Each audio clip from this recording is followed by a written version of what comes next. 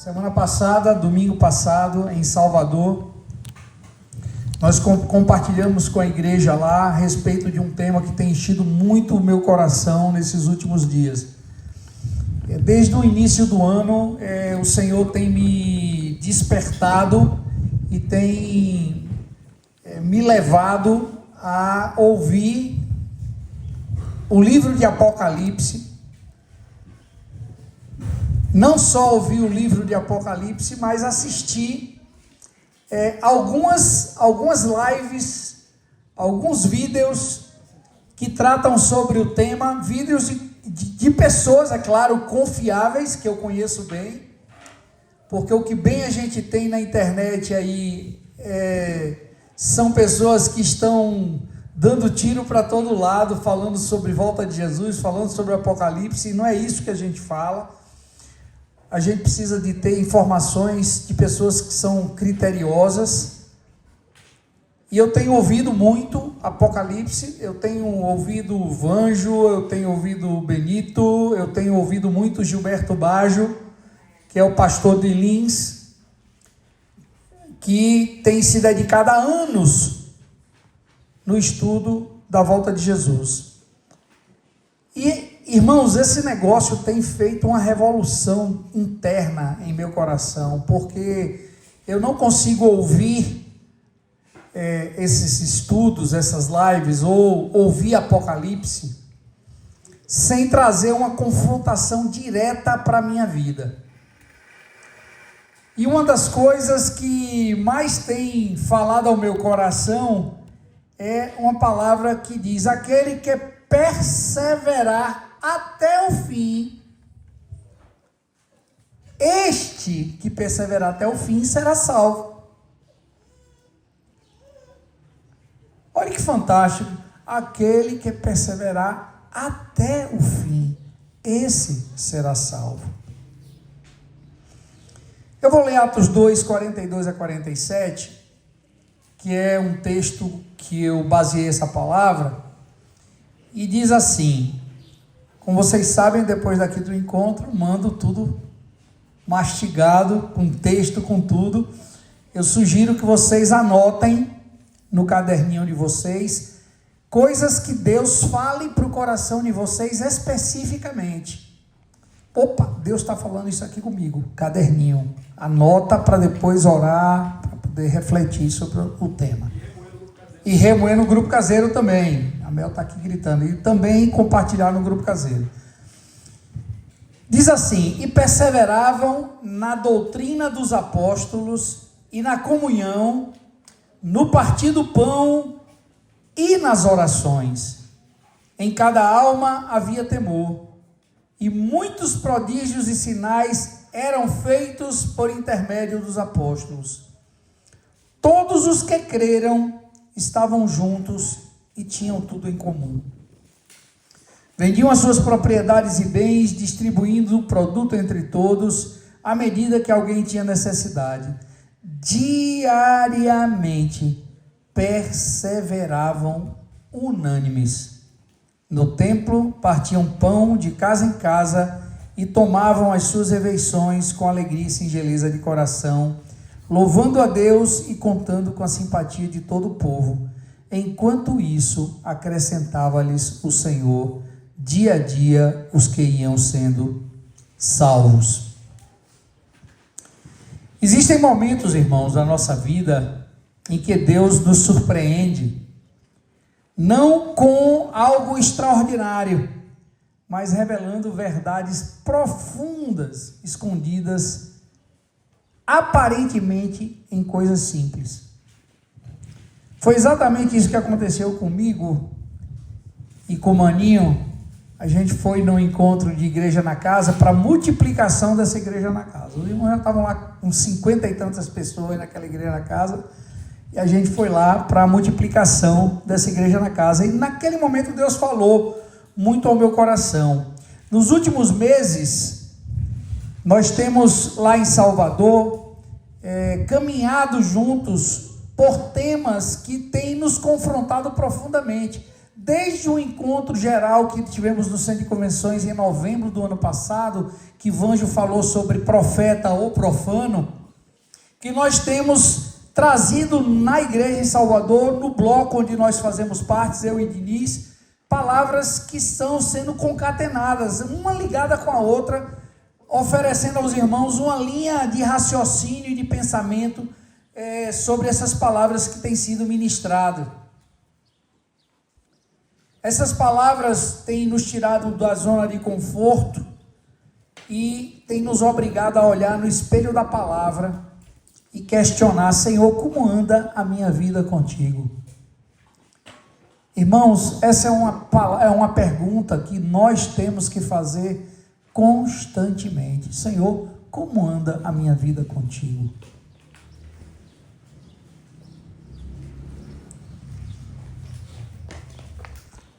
Esses temas também nos levam a perguntar sobre a nossa sensibilidade em ouvir a doce voz do Senhor, sobre nossa disposição em obedecer a seus mandamentos, sobre nossa fidelidade em seguir seus caminhos.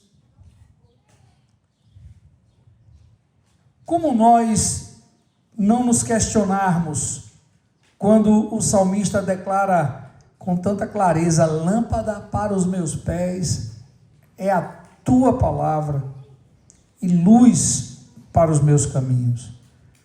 E essa palavra não é apenas informação, ela é transformação. Não é apenas conhecimento, mas essa palavra, ela é vida.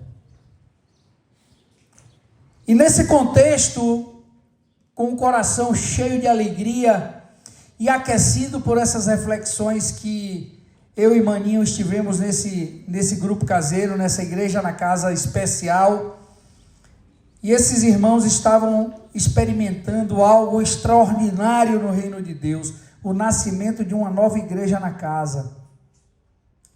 Não havia ali púlpito elaborado, não havia ali um sistema sofisticado, luzes, havia apenas corações unidos, vozes que se elevavam em adoração e, com certeza, a presença do Senhor.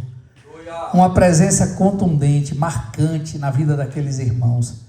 E naquele ambiente de simplicidade e autenticidade, o Espírito Santo trouxe ao meu coração esse texto de Atos 2, um texto que retrata com graça e impacto extraordinários o desenvolvimento da igreja primitiva. E de todo esse texto rico e profundo, saltou aos meus olhos uma palavra. E essa palavra começou a ecoar no meu coração. Perseveraram. Perseveraram. Observem que esta palavra repleta de significados, sobretudo indica uma coisa: firmeza de propósito. Essa palavra não aparece ali em Atos por acaso. Lucas, que escreveu Atos, o médico meticuloso, o historiador cuidadoso, escolheu essa palavra sob a inspiração do Espírito Santo. E quando nós estudamos o original grego dessa palavra, nós descobrimos que essa palavra proskartereo significa muito mais que simplesmente continuar fazendo algo. Veja só, irmãos, a gente aqui não está querendo teologar, não. Mas é importante, quando a gente vai para a palavra de Deus, a gente buscar o original em que a palavra foi escrita, para trazer o verdadeiro significado. Porque os historiadores e os tradutores da Bíblia muitas vezes utilizam formas e traduções que não condizem completamente com o texto que foi escrito. E essa palavra proskarterio, que é uma palavra grega, significa aderir com força, significa permanecer firme ao lado de, Vocês já viram aquela planta chamada era, que se gruda no muro e que cresce em rama no muro? Pois é com aquela força que a era se enrama no muro, que essa palavra significa aderir com força, é algo que não lhe demove, perseverar. É como um alpinista, quando vai fazer uma escalada, se prende à rocha, e ele se prende não é porque tem medo, mas ele se prende por sabedoria, porque se ele não se prende na rocha, ele não alcança o alto do monte. Ele só pode chegar ao destino final se ele estiver bem preso à rocha. E qual é a rocha? Cristo Jesus. A gente pode fazer uma retrospectiva. Eu não sei se já aconteceu isso com vocês. Vocês estão lendo a Bíblia e de repente passa um filme na cabeça de vocês. Vocês tentam imaginar aquilo que vocês estão lendo. Já aconteceu isso? Comigo aconteceu várias vezes. Eu estou lendo e de repente me vem assim aos olhos a imagem, como se estivesse vendo aquele The Chosen, aquele filme, né, que tem lá aquela série que conta sobre a vida de Jesus. E aí a gente vê aquela cena daqueles irmãos reunidos e Lucas falando, e perseveravam. Naquele momento estava acontecendo ali uma revolução silenciosa, chamada perseverança. Mas eu quero dizer para vocês, irmãos, que as pessoas podem perseverar em muitas coisas. As pessoas podem perseverar em pecar, não pode? Ou não? As pessoas podem perseverar numa atitude de rebelião. Não pode? Pode. Em não perdoar, na falta de perdão. Pode perseverar em coisas que desagradam e ofendem a santidade de Deus.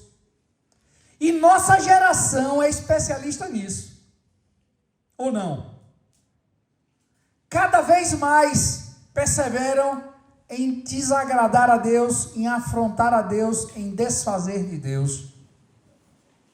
Entretanto, essa perseverança que Lucas descreve em Atos 2,42 é uma perseverança específica, direcionada, transformadora.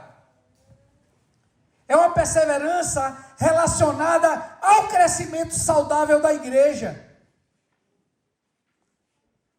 E Lucas, ele nos dá aqui 4 pilares dessa perseverança: a doutrina dos apóstolos, a comunhão, o partir do pão e as orações.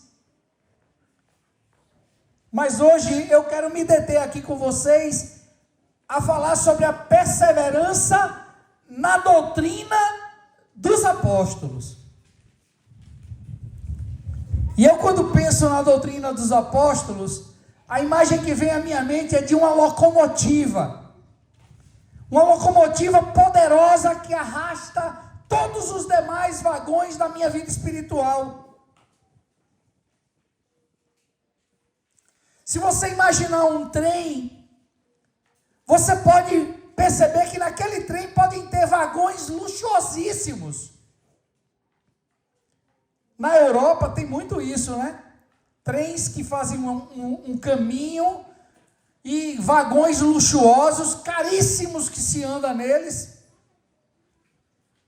confortáveis, bem decorados.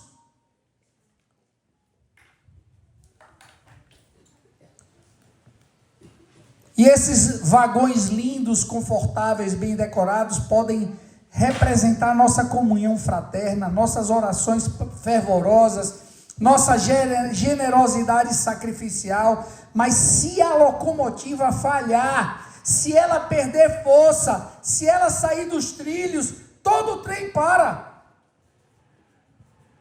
Todo o trem para, irmãos.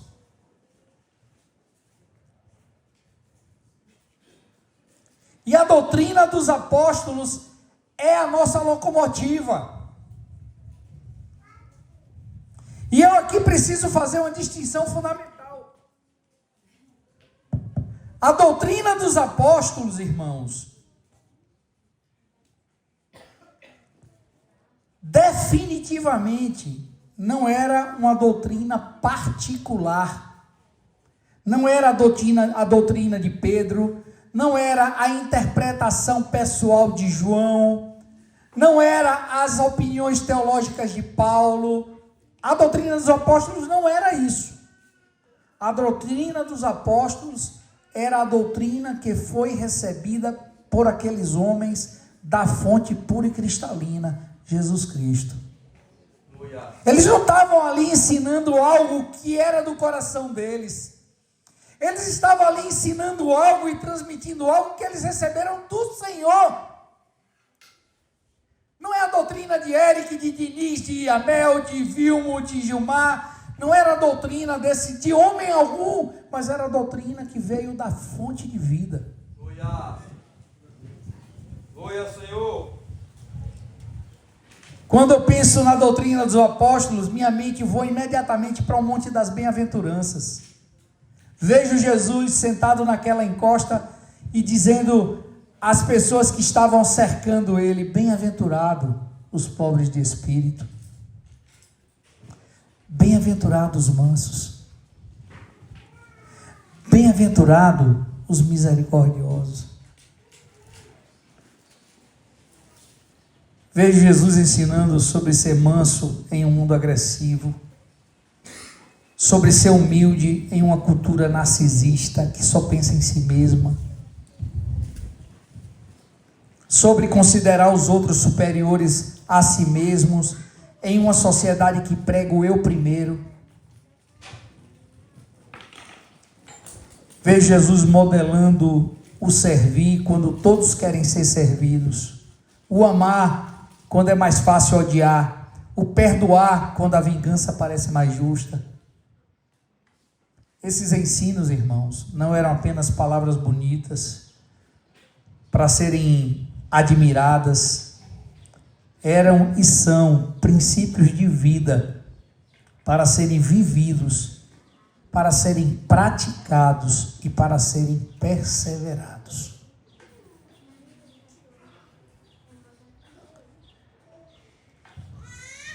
E eu penso agora num ponto crucial que a gente não pode ignorar. A perseverança não é apenas uma virtude desejável, ela é uma questão de vida ou morte espiritual. A perseverança é uma questão de vida ou morte espiritual. O próprio Jesus, com a autoridade de quem conhece o fim, desde o princípio, nos adverte em Mateus 10, 22, dizendo: sereis odiados de todos por causa do meu nome. É uma garantia: sereis odiados de todos por causa do meu nome. Aquele, porém, que perseverar até ao fim, esse será salvo. Observem que Jesus não disse: aquele que começar bem será salvo. Não disse: aquele que tiver um momento de decisão será salvo. Não disse que aquele que fizer uma oração bonita e maravilhosa será salvo. Ele disse: aquele que perseverar até o fim, esse será salvo. Porque Jesus enfatizou isso aí, irmãos. Porque ele dava tanto valor a isso. Porque Jesus conhece a nossa natureza humana. Ele sabe que nós somos muito propensos ao entusiasmo inicial, seguido de um desânimo gradual. Assim é o homem. Ele sabe que começamos corridas que não terminamos. Iniciamos projetos que abandonamos ao longo do desenvolvimento dele. Fazemos promessas que não cumprimos. Quantas pessoas no início do ano na virada de ano, fazem alvos, metas e promessas pessoais que chegam no mês de março, já esqueceram, já deixaram de lado. Quantas pessoas começam a vida cristã cheia de ânimo, de alegria, de vigor, mas ao longo dos anos, aquele vigor vai decaindo e se apagam.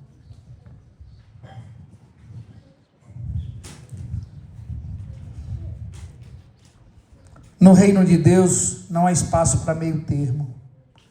Não há medalha de participação, não há prêmio de consolação. A coroa da vida é para aqueles que perseveram até o fim. Não vai ter um prêmio de consolação para aquele que não perseverar.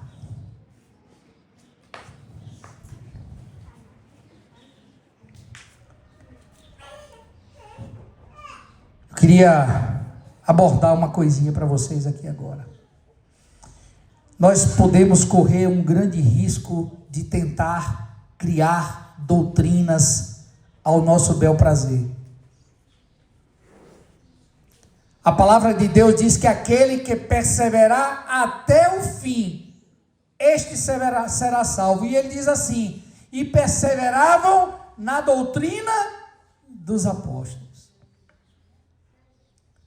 Vamos imaginar aqui um chefe de cozinha, Max, que gosta do negócio aí,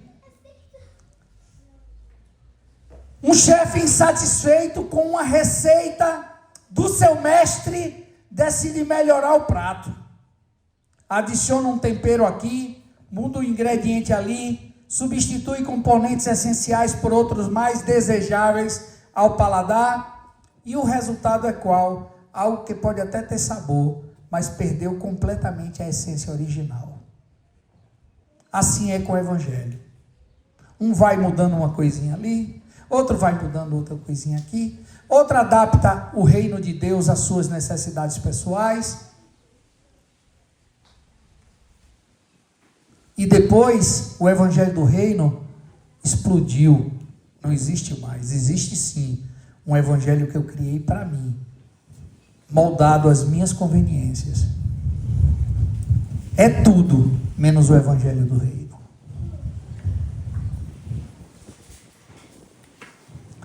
Desse jeito nós fazemos quando alteramos a simplicidade do Evangelho, quando criamos doutrinas que afagam nossa alma, que acariciam nosso ego, que nos afastam da simplicidade devida a Cristo. E Paulo lá em 2 Coríntios 11:3 diz: mais receio que, assim como a serpente enganou a Eva com a sua astúcia, assim também seja corrompida a vossa mente e se aparte da simplicidade e pureza devida a Cristo. Deus não quer teólogos, Deus quer pessoas de coração simples, dispostas a viver a verdade e a realidade do Evangelho que Ele deu aos apóstolos e esses transmitiram à igreja. Nós vivemos em uma era muito perigosa, uma era em que cada um quer ser seu próprio teólogo, seu próprio intérprete, sua própria autoridade espiritual. Uma era em que a verdade absoluta é vista como intolerância e a doutrina sólida é considerada rigidez. Vocês já ouviram essa expressão? Essa não é minha fé. Já ouviram essa expressão? Essa não é minha fé. Eu não creio dessa forma.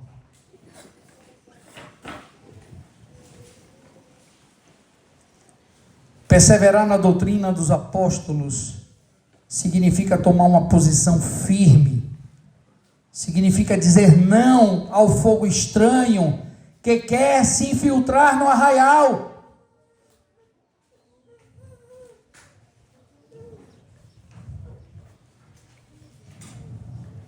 Significa ser fiel a Deus e ao ensino disposto em sua palavra, mesmo quando isso nos custa popularidade, mesmo quando isso nos torna desatualizados aos olhos do mundo. E eu preciso abordar uma das heresias mais perigosas do nosso tempo. A ideia de que, uma vez alcançada a salvação, nada nem ninguém pode nos tirar dela, independentemente de como vivemos dali em diante. Já ouviram falar, uma vez salvo, salvo para sempre?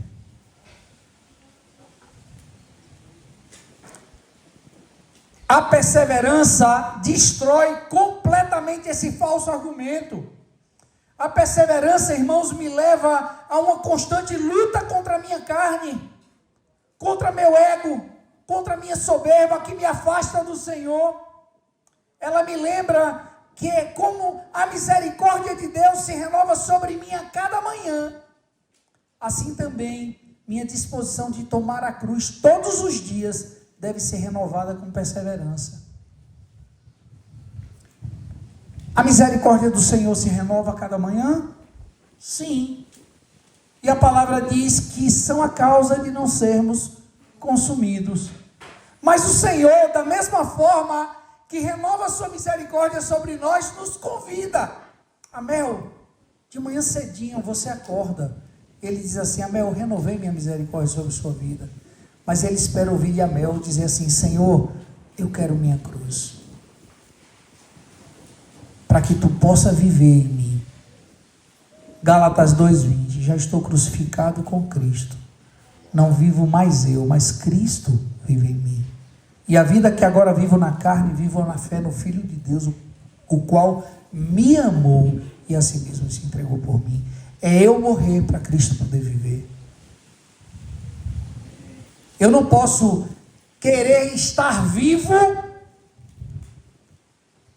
para Cristo viver, porque isso não vai acontecer. Ou eu morro e vou para a cruz e Cristo vive, ou eu vivo, imponho meus desejos e minhas vontades e boto Cristo na cruz. Fica quietinho aí no teu canto. É mais ou menos assim. A salvação não é um evento de um dia. A salvação é um estilo de vida de toda uma existência. Não é um momento de decisão, é uma decisão de todos os momentos. Não é um seguro de vida espiritual, é uma caminhada diária de morte para o eu e vida para Cristo.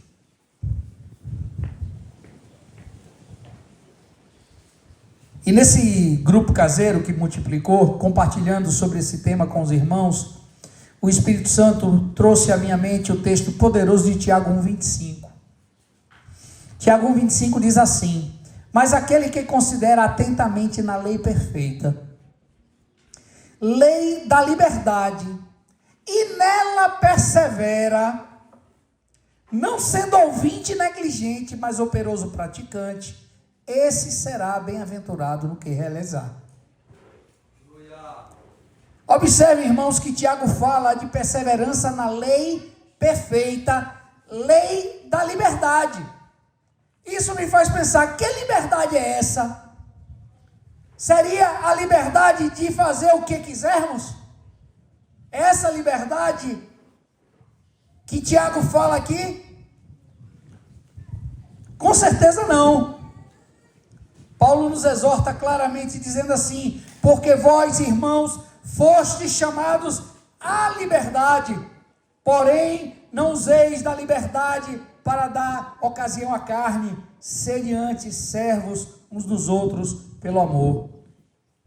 A verdadeira liberdade não é a ausência de limites, é a presença de Jesus, porque ele mesmo declarou: e conhecereis a verdade, e a verdade vos libertará.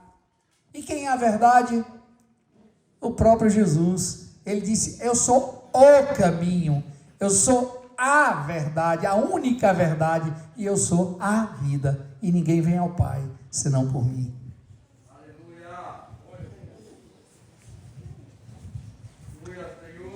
Cristo me fez livre, irmãos. Mas me fez livre de quê?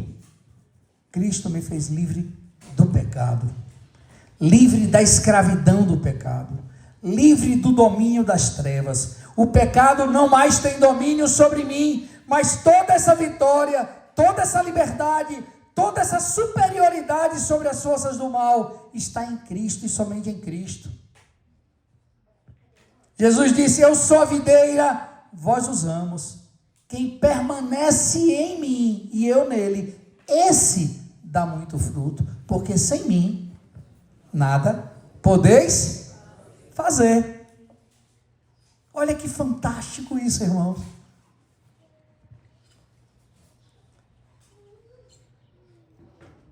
Trazendo essa verdade para a nossa realidade cotidiana, do dia a dia, como viver a perseverança na doutrina dos apóstolos em 2025?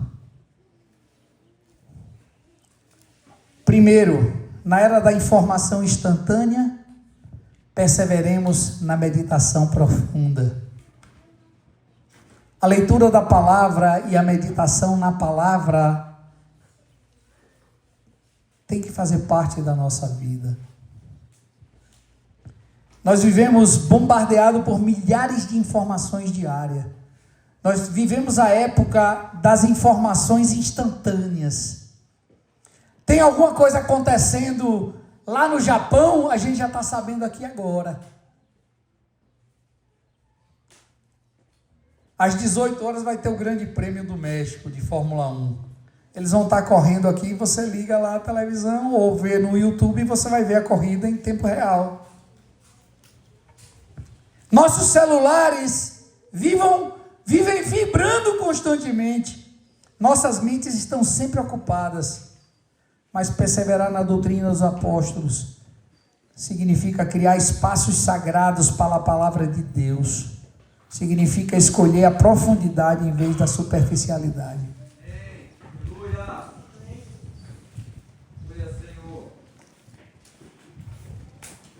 Segunda coisa aqui, na cultura do descartável, perseveremos no compromisso duradouro. Nossa geração descarta relacionamentos como troca de roupa, descarta empregos, descarta casamento, descarta amizade, descarta a igreja, mas o reino de Deus opera com princípios diferentes.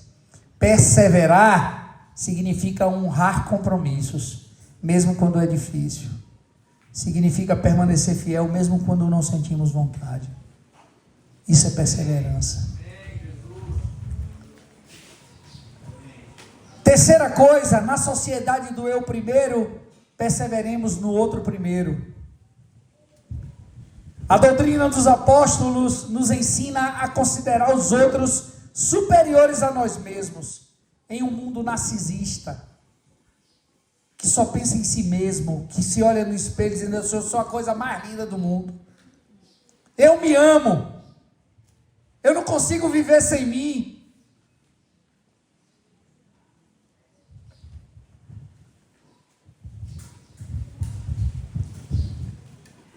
Perseverar nesse mundo é revolucionário. Perseverar nessa doutrina significa escolher servir em vez de ser servido, dar em vez de receber, amar em vez de ser amado. Eita coisa difícil! Quarta coisa, na era das opiniões, perseveremos na verdade absoluta.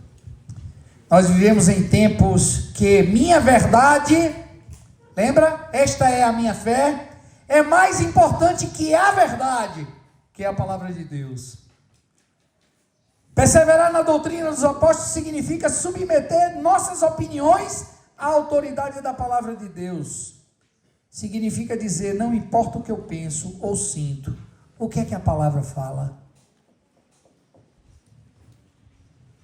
Perseverar isso, irmãos. E como nós podemos saber se estamos saindo da perseverança? Tem alguns sinais. Vamos lá? Quando a Bíblia se torna pesada demais para carregar. Carregar no coração. Não é só a Bíblia física. É no coração. Quando a oração vira monólogo de pedidos, a gente só vai a Deus para pedir. a gente não vai a Deus para adorá-lo. Quando a igreja se torna opcional em nossa agenda, temos um compromisso, mas esse compromisso se torna opcional. Eu não sei se eu vou hoje. Eu estou cansado demais.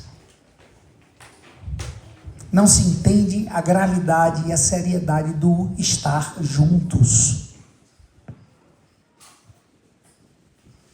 Quando nossa doutrina se adapta à nossa conveniência, diga assim: esta não é minha fé. Então eu vou para a doutrina e adapto a doutrina àquilo que me agrada e que me satisfaz. Quando começamos a questionar verdades que antes eram inegociáveis. Eu falei sobre diluição do evangelho. O mundo tem entrado cada vez mais na igreja, tornando coisas que eram para nós inegociáveis, princípios e valores que eram inegociáveis há 30 anos atrás, que hoje a gente questiona. Questionamos verdades absolutas que antes para nós eram inegociáveis. Quando o mundo nos acha normal demais. O mundo te acha normal? Vanjo trouxe uma palavra que virou uma apostila. Eu botei no grupo da igreja. Profeta ou profano? Por que o mundo não me odeia? O mundo te odeia? Ou o mundo te acha normal demais? Você é tão normal que ele não se incomoda com você.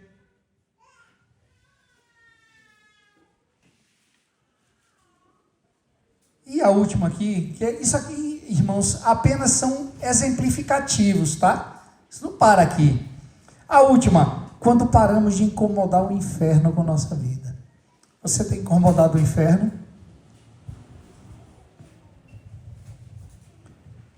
Quando a gente volta para Atos 2, nós vemos que aqueles homens e aquelas mulheres não perseveravam em um ambiente confortável e favorável.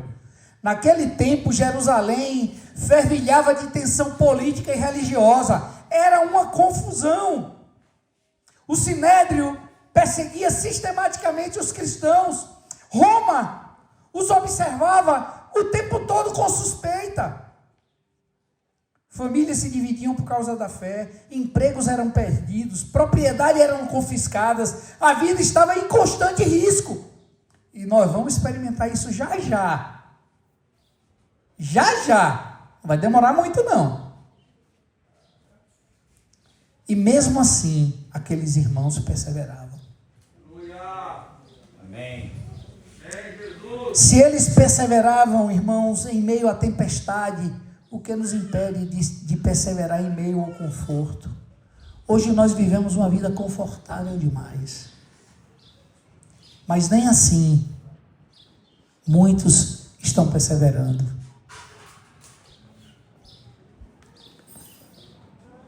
A diferença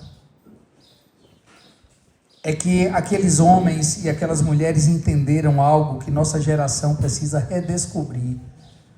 A salvação sem perseverança é inexistente. Ela não existe.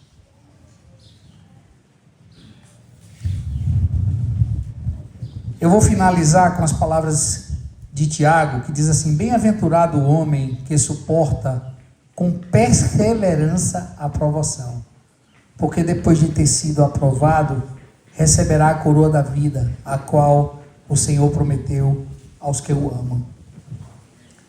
Há uma coroa, irmãos, esperando por cada um de nós.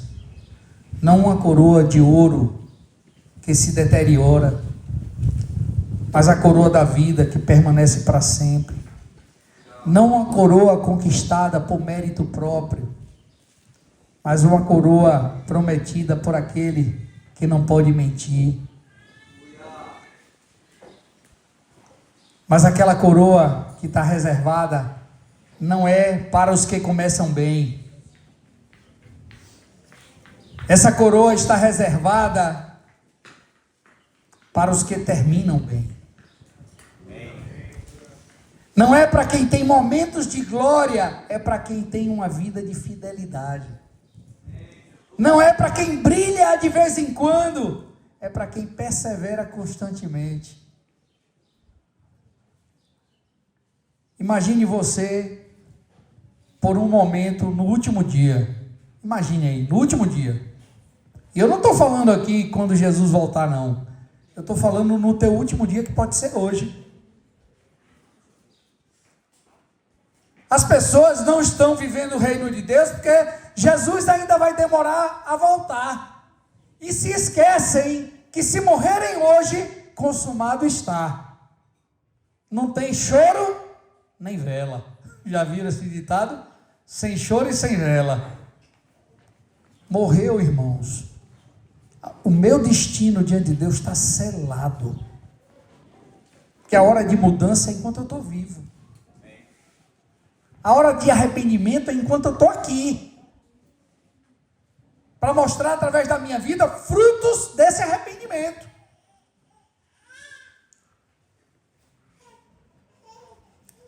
E naquele momento você está lá diante do Senhor da glória e Ele não pergunta sobre o seu sucesso profissional. Amel, e aí? A Heptanet? E aí os seus negócios, o sítio Valquíria e etc, e etc. Ele não vai perguntar, Mel, e aí? Como é que foi seu negócio? Ele vai perguntar, Mel, você perseverou? E aí você olha para trás e vê, não uma vida perfeita,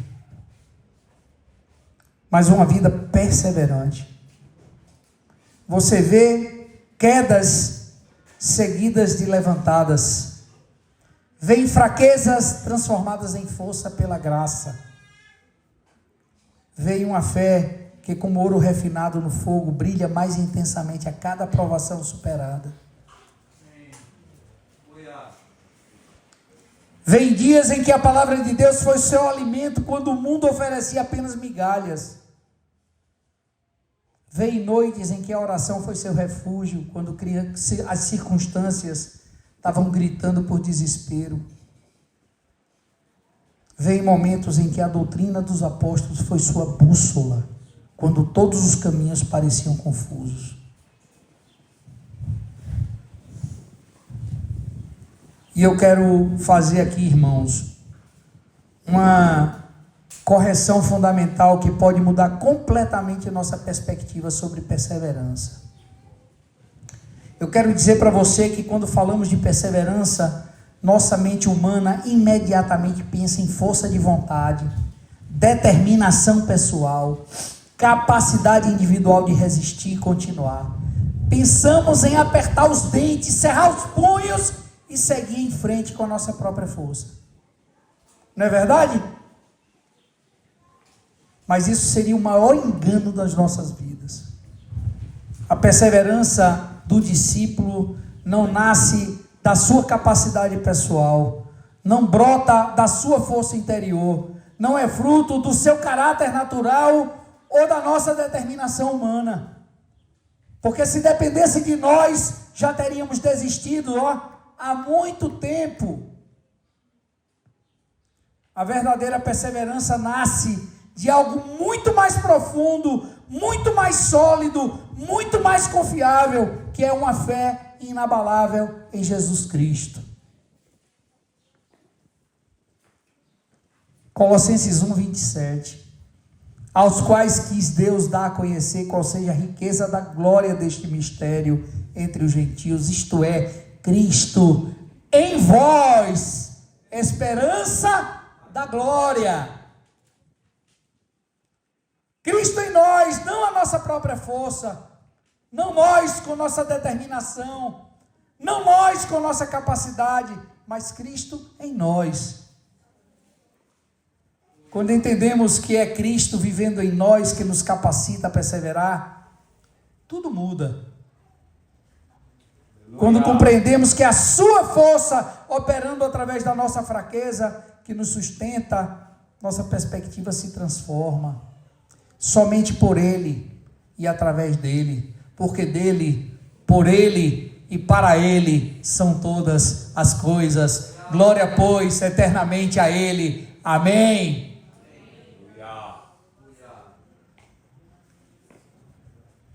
Jesus diz em João 15:5: sem mim nada podeis fazer.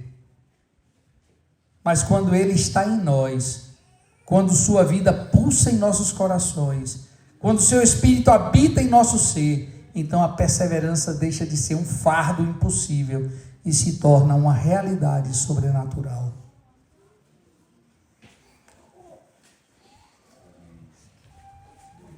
Cristo em vós, a esperança da glória. Que esperança é essa, irmãos? É a esperança de que aquele que começou a boa obra em vós há de completá-la até o dia de Cristo. É a esperança de que fiel é o que vos chama, o qual também o fará. É a esperança de que não dependemos da nossa força oscilante, mas da sua força inesgotável. Não dependemos da nossa fidelidade imperfeita, mas da sua fidelidade imutável. Não dependemos da nossa perseverança limitada, mas da sua perseverança eterna conosco. A sua misericórdia que se renova a cada manhã e que me convida a cada manhã a ir para a cruz. Ele é a nossa perseverança. Quando nós olhamos para a nossa vida e vemos que conseguimos perseverar em meio à tempestade, não devemos bater no peito e dizer que forte que eu sou. Devemos nos prostrar e declarar que fiel é meu Deus. Que fiel é meu Deus. Que fiel é meu Jesus. Quando vemos que permanecemos firmes na doutrina dos apóstolos, enquanto outros se desviaram, não devemos nos orgulhar da nossa determinação. Devemos nos humilhar e reconhecer: foi Cristo em mim que me sustentou. Há um coração quebrantado e contrito, Deus não despreza. Compreendendo isso, vai nos fazer compreender o segredo daqueles irmãos lá de Atos. Eles não perseveravam porque eram mais fortes que nós. Não perseveravam porque tinham mais determinação. Eles perseveravam porque tinham descoberto a fonte inesgotável da perseverança, Cristo neles. Isso era a esperança da glória. Quando as perseguições vinham, eles não confiavam na sua coragem, confiavam em Cristo. Quando as dificuldades surgiam, eles não se apoiavam na sua força, se apoiavam em Jesus. Quando as tentações os assediavam, eles não resistiam com sua própria vontade, resistiam no poder do Espírito Santo.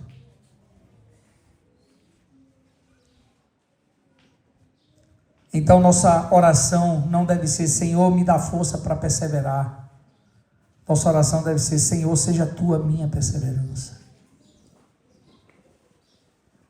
Nossa declaração não deve ser: eu vou conseguir. Nossa declaração deve ser: Cristo em mim vai conseguir.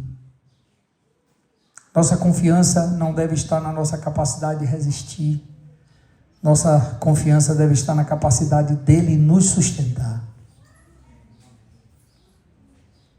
E quando chegamos ao último dia, quando estamos diante do Senhor e Ele pergunta: você perseverou? Nossa resposta não será: sim, Senhor, eu perseverei com a minha própria força. Nossa resposta será: Senhor, tu perseveraste em mim. Tu foste minha força quando eu era fraco. Tu foste minha esperança quando eu estava desesperado. Tu foste minha perseverança quando eu queria desistir. Cristo em mim foi a esperança da glória, e essa esperança não me decepcionou.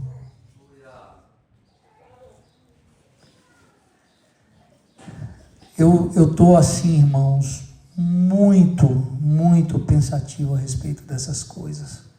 Isso que eu estou trazendo para vocês é algo que tem ardido no meu coração. Tem me levado a fazer reflexões pessoais, tem me levado a me questionar enormemente.